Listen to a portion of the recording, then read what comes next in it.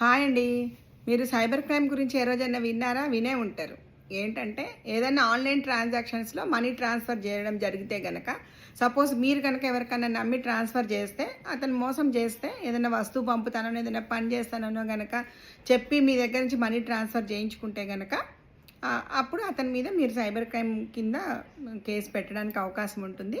అలా కేసు పెడితే వెంటనే పోలీసులు గూడా బాగా రెస్పాండ్ అవుతారు.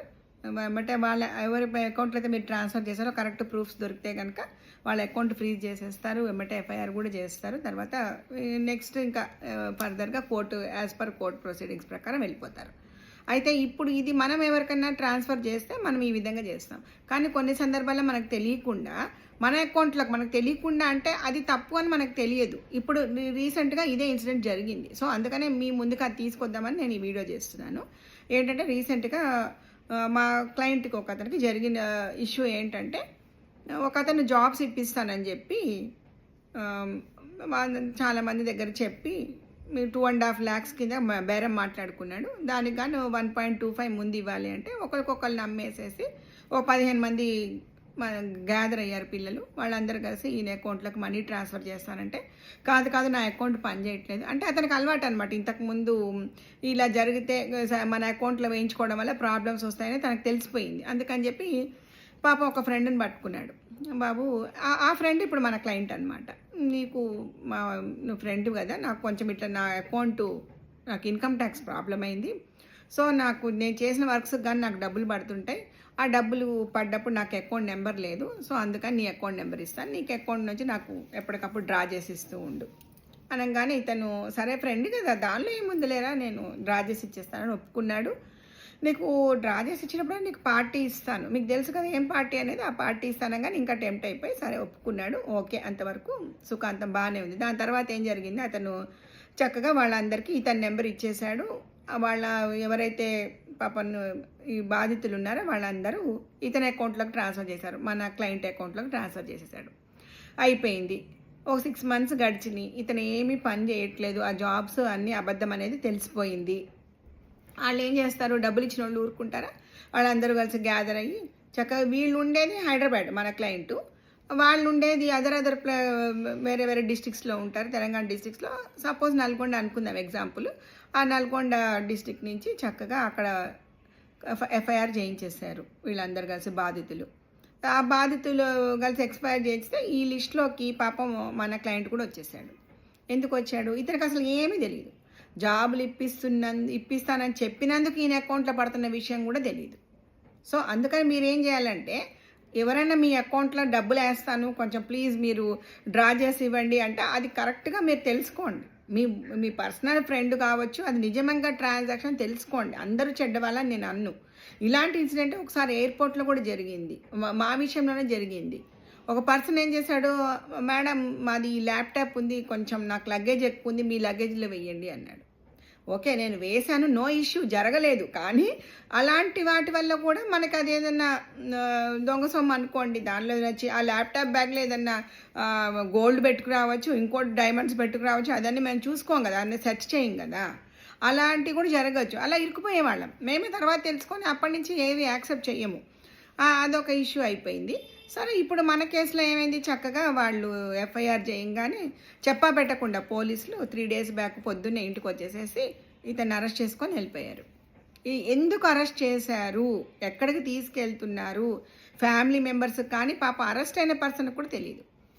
అలా వెళ్ళిపోయిన తర్వాత వీళ్ళు ఒకటే గోడ, మొత్తుకోవడం ఏం జరిగింది, అసలు ఎందుకు ఎవరు తీసుకెళ్లారని ఇంకా అడ్వకేట్కి అప్రోచ్ అవుతారు కదా, మన దగ్గరకు వచ్చారు. కాల్ చేసి ఈతని నెంబర్కే కాల్ చేసాం. ఎక్కడ పోలీసులో కూడా తెలియదు. కాకపోతే పలానా చోటు నుంచి వచ్చామని ఒక ఇన్ఫర్మేషన్ అయితే ఇచ్చారు. ఆ ఇన్ఫర్మేషన్ ఇచ్చారు కానీ ఆ పోలీసులు మరి ఏ స్టేషన్ అది కూడా తెలియదు కదా, ఆ ఏరియా ఆ డిస్ట్రిక్ట్ పేరు చెప్పారు, ఆ ఏరియా పోలీస్ స్టేషన్ తెలియదు కదా మనకి. ఇవన్నీ ఎందుకులని ఇతని నెంబర్కే రిపీటెడ్గా కాల్స్ చేస్తే వాళ్ళే లిఫ్ట్ చేసి ఇదే సైబర్ క్రైమ్ బుక్ అయింది. ఏం చేశాడు ఇతను అంటే, ఏముంది అందరి దగ్గర డబ్బులు వసూలు చేశాడు, జాబులు ఇప్పిస్తానని.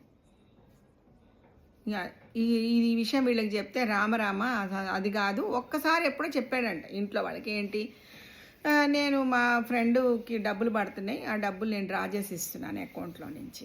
తనకి క్యాష్ రూపంలో కావాలి. ఇది ఒక్క విషయం చెప్పాడు. దీనివల్ల మాకు మొత్తం స్టోరీ అర్థమైపోయింది. ఈ విషయం మీకు డౌట్ రావచ్చు. పోలీసులకి చెప్పొచ్చు కదా అని చెప్పాడు.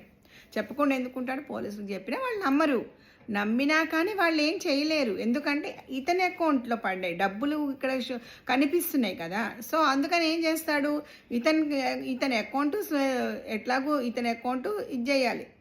ఇతని అకౌంట్ కూడా ఫ్రీజ్ చేయాలి అండ్ ఇతన్ని అరెస్ట్ చేయాలి. ఇతని అకౌంట్ ఇతను కల్ప్రిట్‌గా ఇతను నేరస్తుడు కాదని మనం ఎలా రుజువు అయ్యేది? ఎప్పుడు కోర్టులో రుజువు అవుతుంది. అవన్నీ అది మనం రుజువు చేసుకోవాలి అంతవరకే. ఇక్కడ అదృష్టం ఏంటంటే అవతల ఎవరైతే మనీ వేశారో వాళ్ళకి వీళ్ళకి ఇతనికి అసలు ఓవరాల్‌గా అంటే మాట్లాడుకోవడం, ఫోన్లలో మాట్లాడుకోవడం అసలు వాళ్ళకి వీళ్ళ ముక్కు మొహాలు తెలీదు. జస్ట్ వాళ్ళు కూడా ఏం చెప్పారంటే జెన్యూన్‌గా ఇతని అకౌంట్‌లో ఇతనికి నా అకౌంటు పనిచేయట్లేదనో సంథింగ్ నా అకౌంట్ బ్లాక్‌లో ఉందని. సో, ఇతని అకౌంట్ ఎయ్యండి అని చెప్పాడు ఇతను. జెన్యూన్‌గా ఆ విషయం చెప్పబట్టి కొంచెము మాకొక పాయింట్ దొరికింది. రేపు ఆర్గ్యుమెంట్ చేయడానికి, బెయిల్‌కి ఆర్గ్యుమెంట్ చేయడానికి మాకొక పాయింట్ దొరికింది. సో, ఇలాంటివి జరుగుతూ ఉంటాయి. అది ఎంత ఘోరము. ఇప్పుడు ఆ విధంగా అనుకోకుండా ఇరుక్కున్నా ఇప్పుడు నిజంగా తప్పు చేసి ఇరుక్కుంటే అది ఎలాగో తప్పదులే. ఆ బాధపడాలి. అలాంటి వాళ్ళకి అలా కావాలి. అలా కాకుండా ఇలాంటివి చేసి ఇరుక్కోవడం వల్ల ఏముందండి? జైల్లో ఇప్పుడు 3 డేస్ నుంచి ఉన్నాడు. ఇంకెన్ని రోజులకు బెయిల్ వస్తుందో తెలీదు. ఇంకో 3, 4 డేస్ ఉంటుంది.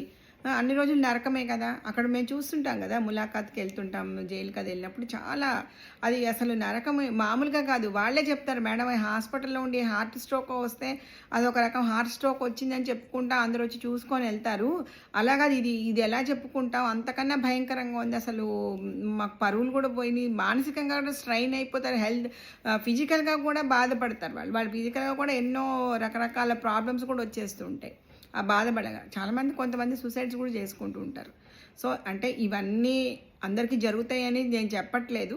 తెలిసి తెలియక ఇప్పుడు కావాలని మీరు ఎవరైనా చేసిన వాళ్ళకి మనం ఏం చెప్పలేం. వాళ్ళ తర్వాత చట్టం చూసుకుంటుంది. కానీ ఇలా తెలియక ఫ్రెండ్సే కదా అని నమ్మి, చుట్టాలే కదా అని నమ్మి కొంతమంది తెలిసితే అసలు తెలియని వ్యక్తులు కూడా వచ్చి మోసం చేయడానికి చూస్తుంటారు. అది వేరే విషయం అనుకోండి. ఇలా నమ్మి కూడా మన అకౌంట్లో వేయించుకున్నందుకు ఇప్పుడు అతని లైఫ్ సగం స్పాయిల్ అయిపోయినట్టు. ఇప్పుడు బెయిల్ అంటే 1 వీక్లో వస్తుంది. కానీ కనీసం ఒక 7-8 సంవత్సరాలన్నా అతనికి కేసు ఉంటుంది. ఆ 7-8 సంవత్సరాలు అతను ఇక్కడి నుంచి అక్కడికి తిరగాల్సిందే. మళ్ళీ లాస్ట్లో ఏం జరుగుతుందో తెలియదు. కష్టపడి ఏదో మనకు ఒక ఛాన్స్ ఉంది కాబట్టి ప్రూవ్ చేసుకొని మనం బయటపడేసుకోగలుగుతాం. ఓకేనా? ఓకే. మీకు కనుక ఈ వీడియో నచ్చి ఇన్ఫర్మేటివ్గా ఉంది అనుకుంటే సబ్స్క్రైబ్ చేయండి. ప్లీజ్ లైక్ చేయండి.